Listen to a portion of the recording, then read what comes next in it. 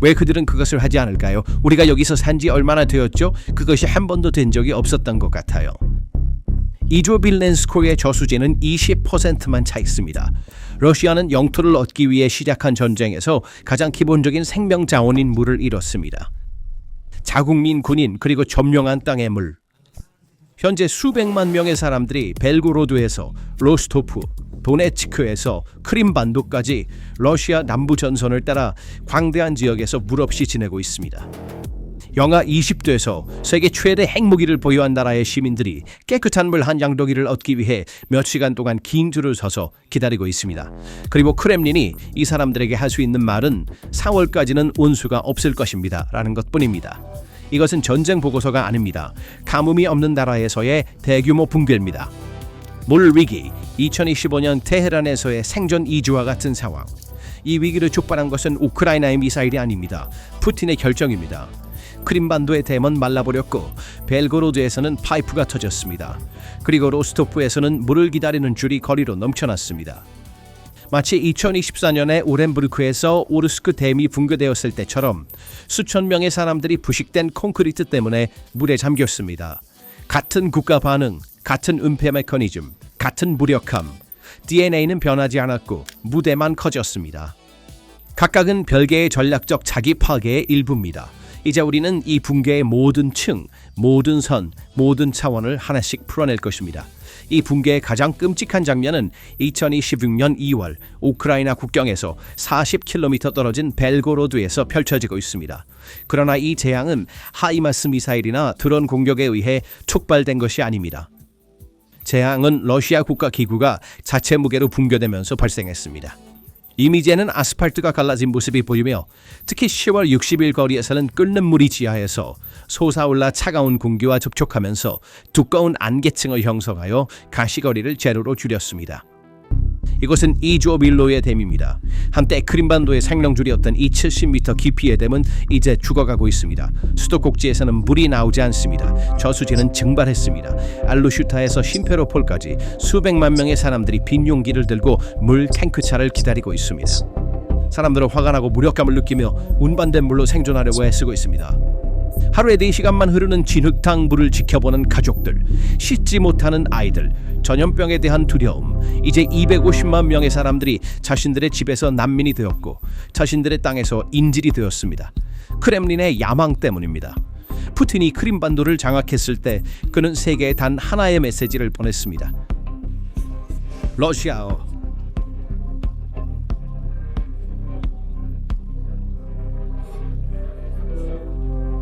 이것은 단순한 영토 합병이 아니었습니다. 그것은 제국의 약속이었습니다. 수년간의 선전, 수십억 달러가 드는 탈의, 거대한 군사기지, 그리고 러시아 세계의 화려한 전시였습니다. 하지만 지금 크림반도의 70수기의 정착지는 현대 생활과 단절되어 있습니다. 아이러니하게도 사방이 바다로 둘러싸인 이 반도는 갈증으로 죽어가고 있습니다. 러시아 점령 행정부는 공식적으로 이 반도가 2025년 중반까지 물이 90일밖에 남지 않을 것이라고 인정했으며 분노의 물결이 커지고 있습니다. 그리고 푸틴은 크림반도에서 완전히 통제력을 잃고 있습니다. 우리가 러시아군의 주요 보급기지인 로스토프에 도착했을 때 우리는 위기가 성가신 수준에서 존재의 위협으로 확대되는 것을 보았습니다. 이곳은 시베리아의 외딴 마을이 아닙니다. 이곳은 우크라이나 침공이 관리되는 물류의 중심지로 탱크, 탄약, 군인들이 전선으로 운송됩니다. 남부 군광구본부가 여기에 있습니다. 로스토프에서 나오는 이미지는 21세기 러시아보다는 부족에 시달리는 제3세계 국가를 연상시킵니다. 영하 20도에서 사람들은 깨끗한 물 한 양동이를 얻기 위해 수백 미터 길이의 줄에서 몇 시간씩 기다립니다. 노인들, 가족들, 젊은이들 모두 같은 줄에서, 같은 추위 속에서, 같은 무력감 속에 있습니다. 이 줄들은 크렘린의 모든 것이 계획대로 진행되고 있다는 선전에 대한 가장 명확한 반박입니다. 국경을 넘어 점령된 도네츠크를 보면 상황은 인프라 위기에서 완전한 체계적 물 부족으로 발전했습니다. 러시아가 해방했다고 주장하는 땅에서 사람들은 갈증으로 죽어가고 있습니다. 심지어 칠러시아 전쟁 블로거들도 더 이상 상황을 숨길 수 없습니다. 현지 관리자의 무능과 부패로 인해 도네츠크 주민들은 죽음에 내몰리고 있습니다. 보고에 따르면 도시에 물이 공급되는 시간은 사흘에 4시간뿐이며 압력이 부족해 상층부까지 도달하지 못하는 경우가 많습니다. 수도꼭지에서 나오는 것은 물이 아니라 질병을 퍼뜨리는 진흙탕입니다. 자원봉사자 알라 슈도르바가 현장에서 보고합니다. 여우리부카 같은 정착지는 치료에서 사라질 위기에 처해 있습니다. 사람들은 떠나고 있습니다. 남아있는 사람들은 더러운 환경에서 생존하려고 애쓰고 있습니다. 러시아의 초강대국 이미지는 벨그로드 주지사의 발언으로 산산조각 났습니다. 글라드코프 주지사의 대피 명령은 보안 프로토콜이 아니라 국가가 시민들에게 우리는 당신을 돌볼 수 없습니다. 스스로 살아남으세요 라고 말하는 방식이었습니다. 글라드코프 주지사의 대피 요청은 조직적인 국가 계획이라기보다는 책임을 전가하려는 시도로 보입니다. 60만 명의 사람들을 이동시키기 위한 물류 인프라를 제공하지 않고 떠나라는 요청은 주민들에게 도로에서 고통받거나 집에서 죽는 선택을 남깁니다. 모스크바는 이 지역을 완충지대로 사실상 포기한 것처럼 보이며 이는 사람들의 눈에 국가의 보호 역할 실패를 나타냅니다. 필요한 물류 인프라를 제공하지 않고 60만 명을 이동시키라는 이러한 요청은 사람들에게 도로에서 죽을 가능성과 집에서 얼어 죽을 가능성 사이의 선택을 남겼습니다. 모스크바는 이 지역을 완충지대로 사실상 포기한 것처럼 보입니다.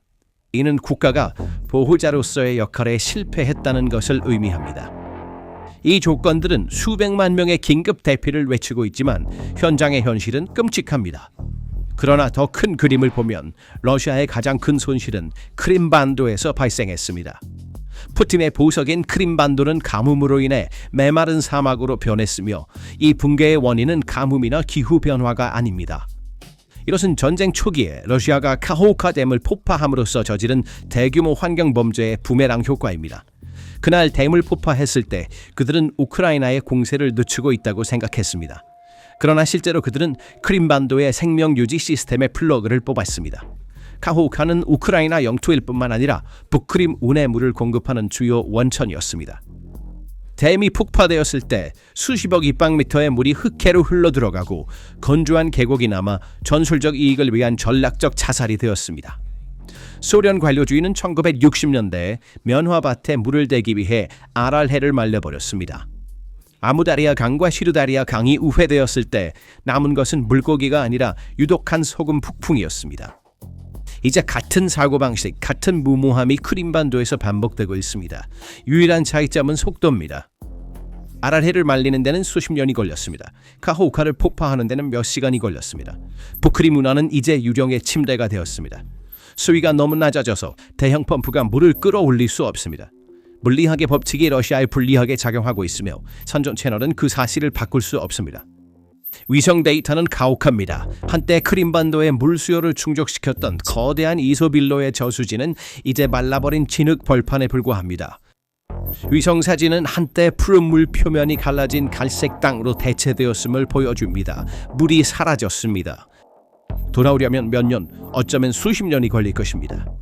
현재 크림반도의 실시위주의 정착지는 완전히 수돗물 공급이 끊겼습니다. 이 사람들은 생존을 위해 탱커 트럭으로 운반되는 물에 의존하고 있습니다.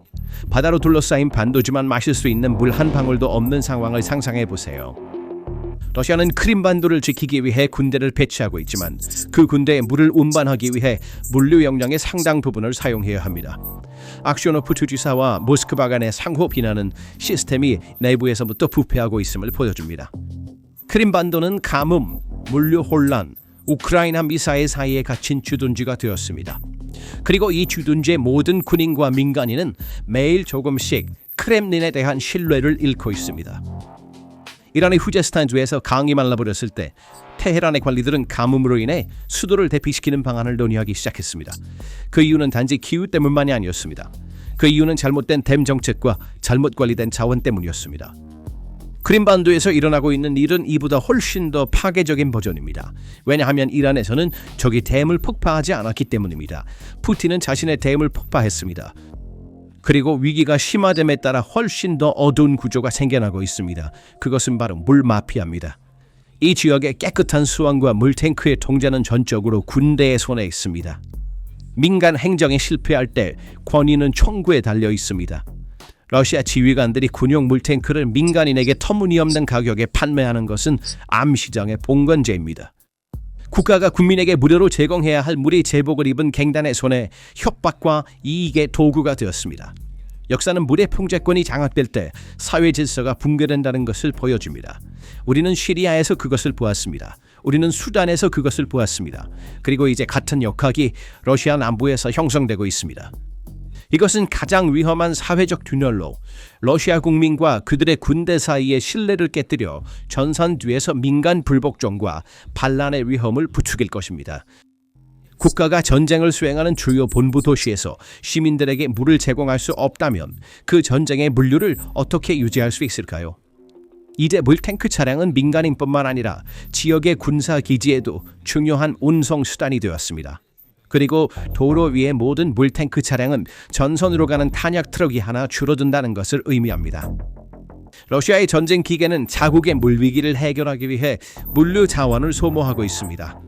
2012년 시리아 알레포에서 밸브가 잠기자 물은 생명의 원천이 아닌 정권의 무기가 되었습니다. 수백만 명의 사람들이 전투가 아닌 갈증 때문에 도망쳤습니다. 로스토프의 줄은 같은 시나리오의 러시아 버전입니다. 차이점은 알레포에서는 정권이 물을 끊었지만 로스토프에서는 정권이 물을 끊을 수 없다는 것입니다. 러시아가 구출했다고 주장하는 사람들은 구출되기 전보다 더 나쁜 환경에서 살고 있습니다. 심지어 낮은 층에 사는 사람들도 이 물을 끓이지 않고는 마실 수 없습니다. 높은 층에 사는 사람들은 수도꼭지에서 한 방울도 보지 못합니다. 2024년 수단에서 아르바트 댐이 붕괴되었을 때 20개의 마을을 지도에서 지운 것은 비가 아니라 전쟁이 가져온 방치였던 것처럼 도네츠크를 파괴하는 것은 갈등이 아니라 점령자들의 문의입니다. 벨고로드와 크림반도 주변에서 일어나는 일은 단순한 물리적 함기가 아니라 인구 지진입니다. 숫자는 명확합니다. 벨고로드 시내 중심에는 34만 명이 살고 있으며 교외에는 42만 명이 살고 있습니다. 전체 주에서는 이 숫자가 150만 명에 가까워집니다. 영하 15도에서 뜨거운 물이 4월까지 끊긴 상황에서 이 거대한 군중은 무엇을 할 것인가? 생존을 위한 이주는 시작되었다.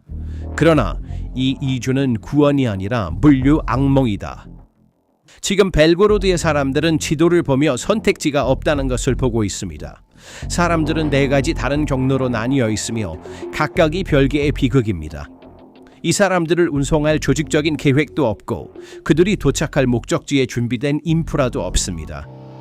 절박한 사람들은 국가가 그들을 보호할 수 없다는 것을 보고 생존을 위한 대규모 이주를 시작하고 있습니다. 가장 현실적이고 긴박한 탈출 경로는 기차로 4시간에서 8시간 거리의 인접지역인 보르네시와 오렬로 가는 것입니다. 저렴하고 가깝습니다. 사람들은 4월에는 괜찮아질 거야. 몇 달만 있다가 돌아올 거야. 라는 희망을 가지고 떠나고 있습니다. 마치 1986년 체르노빌 이후 프리피아트 사람들이 우리는 3일 후에 돌아올 거야. 라는 거짓말을 믿었던 것처럼. 하지만 이것은 임시 해결책이 아닙니다. 이는 수십만 명의 사람들이 인근 도시에 인프라에 부담을 주고 그 도시들까지 붕괴로 끌어들이는 것을 의미합니다. 돈이 있는 사람들, 젊은 인구와 중산층은 8시간 기차를 타고 모스크바로 도망가고 있습니다. 하지만 모스크바는 모든 사람을 위한 곳이 아닙니다. 임대료가 급등했습니다. 일반 노동자, 연금 수급자, 장애 아동이 있는 가족에게 모스크바는 구원이 아니라 재정적 자살입니다. 그들은 모스크바의 화려한 거리에서 머무르지 않고 임시대피소의 차가운 2층 침대에서 지낼 것입니다. 그리고 모스크바에 도착하는 이주자들의 매파도는 이미 긴장된 수도의 사회 구조를 조금 더 압박할 것입니다. 남쪽으로 따뜻한 기후를 찾아 떠나는 사람들도 있지만 이는 중산층 가정만이 감당할 수 있는 비싼 사치입니다. 크라스노다르와 그 주변은 이미 전쟁 난민들로 가득 차 있습니다. 주택 가격이 급등했고 인프라 용량이 한계에 달했습니다. 예측에 따르면 앞으로 몇 주 안에 도시 인구의 18%, 약 7만 명과 지역 전체에서 거의 10만 명이 집을 떠날 것입니다. 겨울 조건에서의 완전한 대피는 물리적으로 불가능합니다. 러시아 정부도 이를 알고 있습니다. 그렇기 때문에 조직적인 대피를 실행하지 않고 표적 대피라는 이름으로 상황을 관리하려고만 하고 있습니다. 남아있는 30만 명, 노인들, 가난한 사람들, 갈 곳 없는 사람들은 폭발하는 라디에이터 앞에서 국가의 4월 거짓말에 매달려 얼어 죽기를 기다릴 것입니다. 체르노빌 이후 당국이 패닉하지 마세요. 모든 것이 통제되고 있습니다. 라고 말했을 때와 똑같습니다. 같은 거짓말, 같은 결과. 그리고 벨고로드를 떠나는 모든 엔지니어, 모든 기술자, 모든 숙련된 노동자는 이미 붕괴되고 있는 러시아의 산업 역량에서 또 다른 조각을 떼어내고 있습니다. 이 사람들은 돌아오지 않을 것입니다. 전쟁이 시작된 이후로 나라를 떠난 수십만 명의 러시아인들처럼 그들은 두뇌 유출 또는 인재 유출 통계에 추가될 것입니다.